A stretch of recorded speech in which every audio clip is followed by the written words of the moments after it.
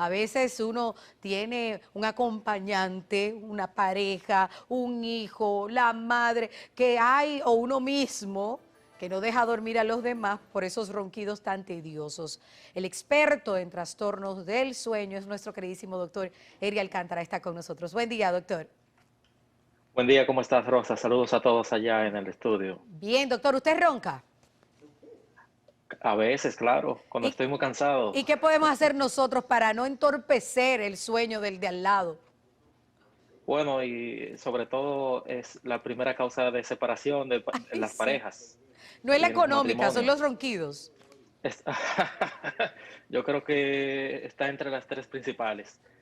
Y bueno, hay que ponerle atención a este sonido molestoso, que es el cierre, es una estrechez de la vía respiratoria superior, la parte blanda se cierra y causa un sonido intenso, molestoso. Y no es el sonido desde el punto de vista médico, el sonido no nos llama mucho la atención, sino el problema respiratorio que causa este síntoma, que es el primer síntoma de la apnea obstructiva del sueño.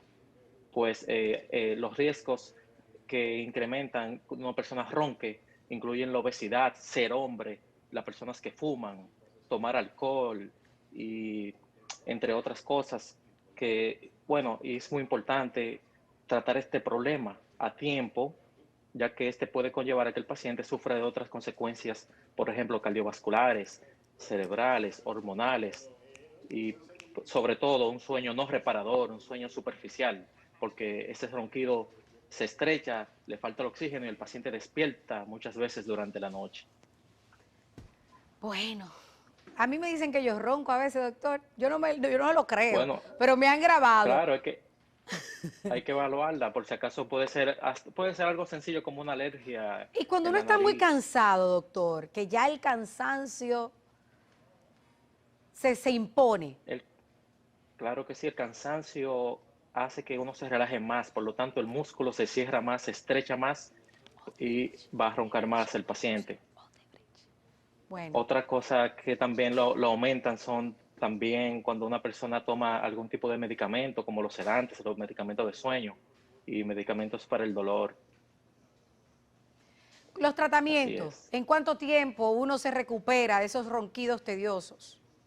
Inmediatamente se identifica el problema simplemente con un estudio que se hace en la casa, que se llama estudio del sueño en la casa o poligrafía tipo 3, con un equipito que por una sola noche se identifica que ese ronquido no se acompañe de ningún tipo de problema serio en cuanto a la circulación, en cuanto a la respiración o el oxígeno, y se descarta que ese paciente sufra de algún otro tipo de problema. Si es solo ronquido, se trata simplemente con unos dispositivos que van en la nariz que causan una presión adversa a la respiración, por lo tanto la vía aérea se abre más. Hay otro tipo de tratamiento que son los avances mandibulares, con una medida que se lo hacemos a la medida del paciente para que esto le aumente la mandíbula inferior hacia Ok. adelante y mantenga la vía aérea abierta durante la noche. Pero Bueno, primero hay que descartar que ese sí, paciente tenga otro tipo de problema. sí, hay que hacer la especie de estudio profundo para determinar cuál es la causa. Exactamente. Gracias, doctor. Vamos a poner en pantalla los contactos del doctor Eric Alcántara para que ustedes puedan consultar el estado de salud de ustedes, señores. A veces son señales. El sueño da señales de cómo está funcionando nuestro cuerpo. Ya lo hemos aprendido en tantas intervenciones del doctor Eric Alcántara aquí en El Despertador. En pantalla están los contactos para que ustedes puedan apartar y coordinar una cita con él o también si les quedó algún interrogante sobre el tema tratado hoy. Del doctor Eric